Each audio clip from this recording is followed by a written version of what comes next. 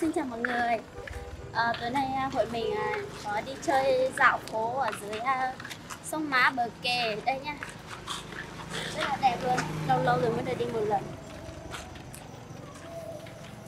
Với lại có cả hai nàng rất là xinh đẹp luôn, quá tự nhiên luôn.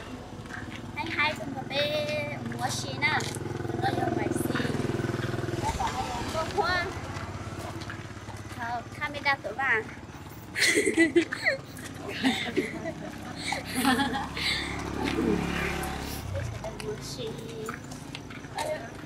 Ý kiến nói về là chỉ có cấm Covid nhé. Bây giờ là họ không cấm nữa nên là họ cấm nhưng mà không tăng nữa thì vẫn đi chơi thoải mái, có đèn sáng rồi. Như trước kia là nó không được giống như bây giờ, không nghe thấy loa hát thế nào và không có thấy bóng người. Bây giờ thì đỡ hơn rồi, quán thì mở hết rồi, có thể đi ngồi hát hò vui chơi thoải mái và ăn ngon ngủ sướng rồi. Cái tội là không mất tiền đó. Mua lấy thì mà thay nó với mọi cái thứ màu trên thôi nó chỉ định đi ăn gì uống nước hả? 2, 3 Gì ạ? gì đó thổi ra rồi đó là 2, 3 2 nước ở đây rồi. Rồi thay đây nó cho mình. Xe sao mà đến cho chị dùng mua. đó 2, 3 2, 3 2, 3 23 tấu của thầy đua ngày xưa ấy. đây nhá, bây giờ thì mình sẽ đưa ba cái đứa này đi ăn cái gì mà đang quậy múa. Cái quần nó sớm rồi đó.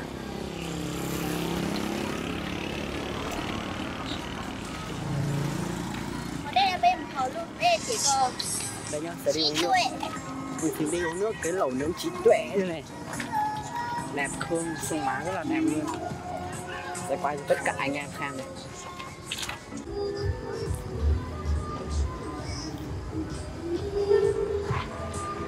Cho nó vừa cho tôi thằng nó thì đi cái nó sẽ đâu số trang đó để bé nó sẵn sàng Nét chó mà cho họ yêu hồi danh ấy. Ôi trời ơi, chỗ nhà nó hay cha nó vậy. Cha tôi khó mà chơi con một cha tôi phải chơi này nó cha được. Nó chưa là nó YouTube như thế mà cho bé mùa ý rồi họ luôn à. Cho bé một chiếc cái nó. Sao thì khi có tua gì bao nhiêu gì mù sẽ là Ta kia. Thanh đâu bé. Con bao giờ có theo một thanh có theo mù chiếc cái nó theo. Đi khoan. Đi uống nước đi. Uống nước đi. Uống nước hay là đi uống bia? Ở đây là họ chở là họ biết à?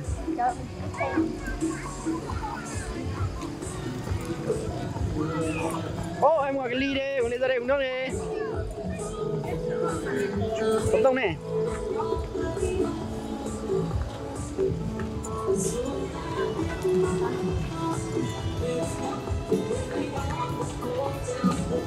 Rồi có là do tao nó hết luôn à? Nó mà nó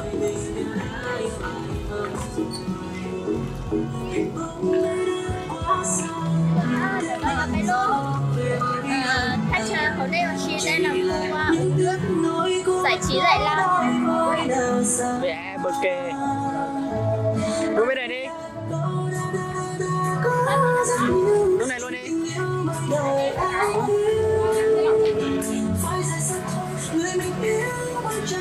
Uống bên này đi, cái cuối này đi.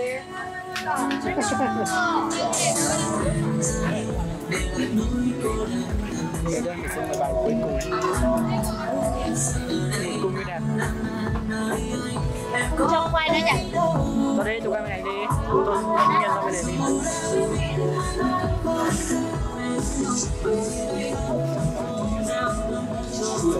Idol TikTok. Giờ chơi TikTok. Có đánh nhau với là cắm bắt với trà sữa. Còn là tôi đánh đá cũng đi. Trà sữa là ăn uống cái gì? 不摸，摸啊可能摸在河。本身好久好等的， trà sữa hả? được rồi. Ui tải nhá. Đây tất cả trà sữa luôn đi anh. Uống trà Sữa bà Hà anh ơi, em muốn trà sữa bà Hà nhé. Tất cả bà Hà chứ. Đấy, Hà hết.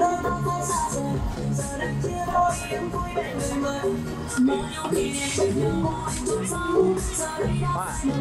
Đi ngại quá.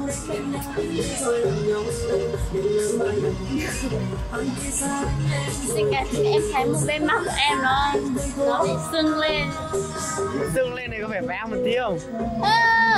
Nãy em đi lấy điện thoại chụp ảnh á, em nhìn em trời ơi sao cái mặt của mình nó béo một bên lên, sao lại em còn chụp bên này? Tông mà hay ta mà đó sửa rồi. Ai đầu TikTok?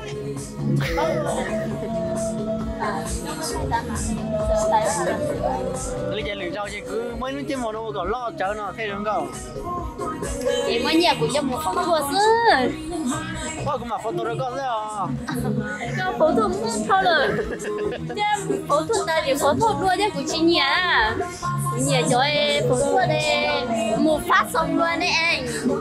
Thế anh chỉ làm một phát xong luôn rồi đây. Có làm lâu rồi. Mấy phát. Mấy phát rồi đâu.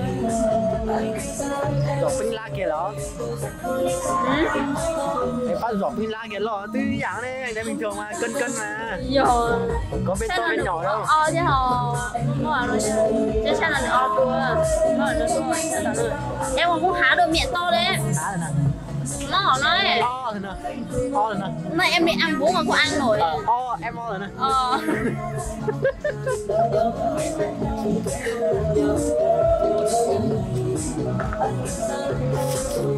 Nó đây là hướng dương à? Hàng Hướng Dương. Đây là Trước kia cô giáo của em ấy có bảo là đi đến đâu mọi người bảo là mình là hoa gì và mình thích hoa gì thì mình bảo là mình thích hoa hướng dương. Thì tại sao lại thích như thế? Đố anh biết. Bởi vì là hạt hướng dương này thì hoa hướng dương thì lúc nào nó cũng hướng về mặt trời ấy. Đúng không? Lúc mà nó chưa lấy hạt nó chỉ là một bông hoa giống như ông mặt trời đấy. Đấy. Thì nó đẹp hơn, nó xinh hơn. hoa cứ lợn rồi.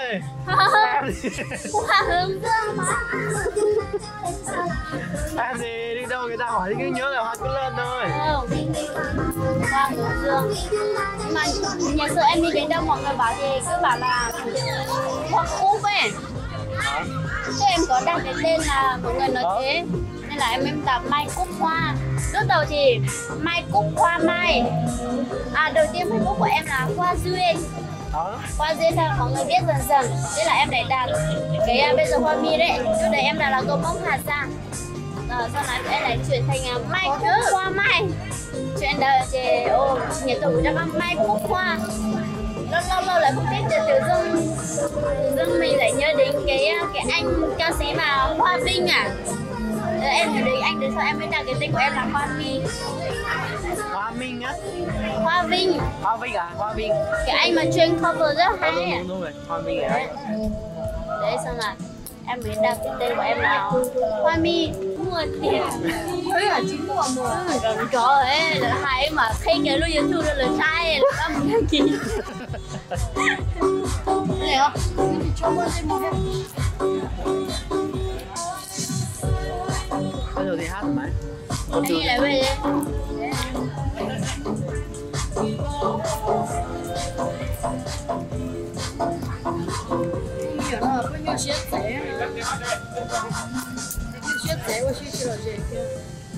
Thì sẽ có một cái nhỏ hơn nhiều hả gì? Tia, nó bị tia. Nó dù chẳng nó dù lo lên bút bụi. Cả chỉ phụ này.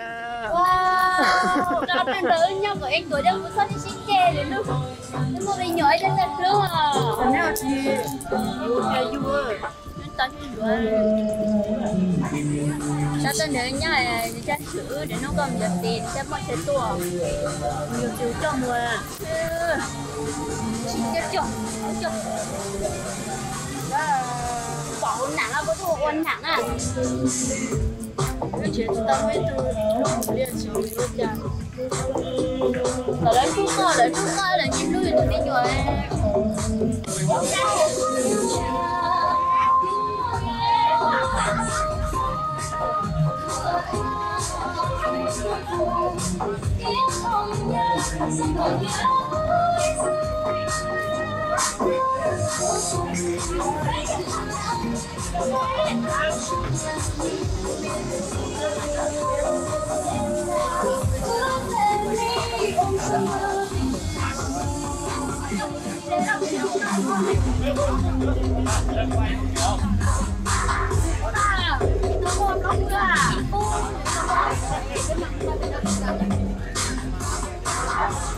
Dạ, đi chỗ có điểm đấy cái thôi đẹp, con tao nó cũng xén đây rồi.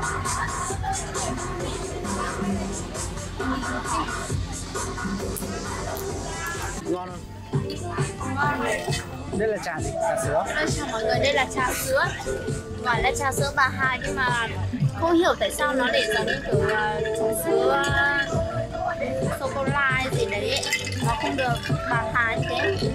Nhưng mà uống vào với mát. Của anh bà Hà thử đi. Như nhau thôi.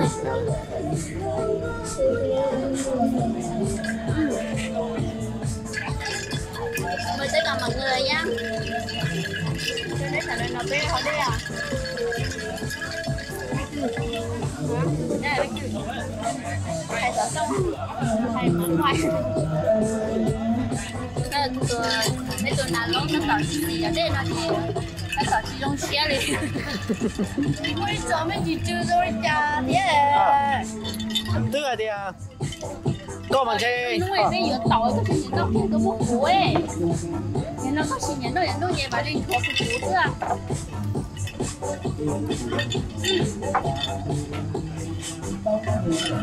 Bút tỏi nha. Sao mà đi? Nó chỉ là cái lô được cũng nó. Có nhớ đúng là. Để mình chỉ nhớ nó lên rồi. Biết sao đâu ta rồi. Nhà mà ta thì hay. Có chỉ gì á? Có chỉ gì á? Ôi, nè gì chủ bố giờ đi chạy cút chúa rồi. Có ê. Đó cho nên tập lùi với họ trên tàu lên bây giờ bao nhiêu trên họ tàu. Cái này chỉ học cái gì là chỉ có luôn lại, học lại. Bây giờ đi bấm tẩy rồi ấy. Học cái gì số này? Có ê. Hạt thì hầu trà chanh. Chị hầu trà sữa trà sữa bà Hà quá Ta mình nên xí tao bớt trà chanh hả chị? Tao bớt trà chanh là gì à? Tôi chạy vô để gan chủ mù. Chỉ có gì phải cơ? Để bố chỉ xin ta mua. Phá tiền chơi. Nếu hai chỗ nuôi mình sẽ hay không? Tôi để chỉ mua đây, để tôi chỉ mua đi. Tôi để số đánh đá chỉ mua là ta lớn đi. Để chủ hậu cho chép bao. Có cho tôi xa liều cháu lên tao rồi đấy. Nó không có hậu mà có một chỉ cá nữa liều cháu. Rồi đúng rồi, anh nói hỗ trợ nó cái này. Để nó. Vậy con tôi việc trà sữa rồi đấy. Trà sữa gì nào? Đi trà rồi. Cô vậy là cũng ngon mà. Cũng như vậy không mà khi cũng sẽ đi trà thì nó cũng sẽ bao giờ giờ nó vô nhà cũng chỉ hậu á.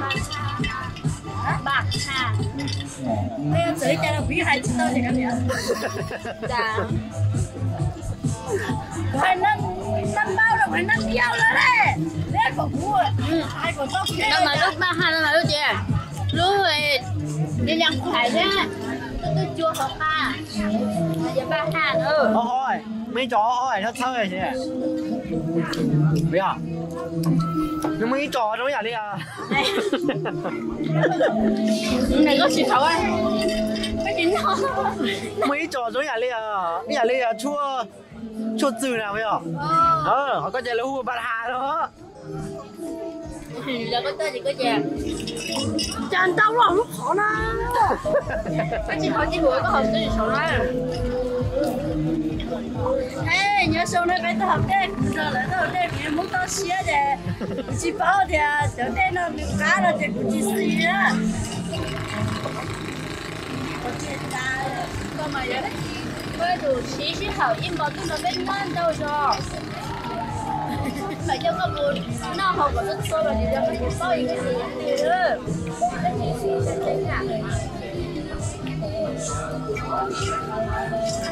rồi bên tôi rồi sẽ có đến đâu wow trời ơi chiến tranh biển na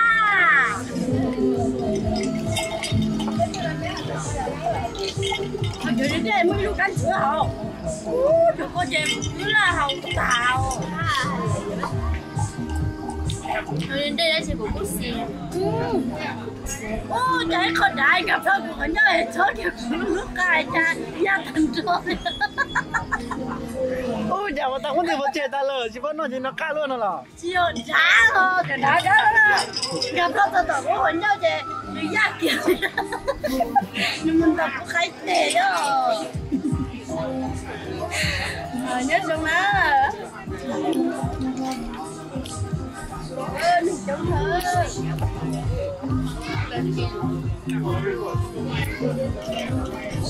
gì bây giờ có tụi nhìn lộ chế cái đó lót sai sân đó là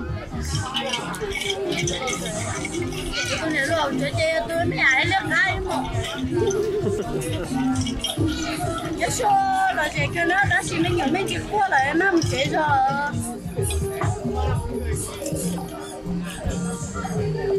ôi mà hôm mình nhìn nó chỉ có nó mà cũng đi chơi vẫn chơi ôi mình để sao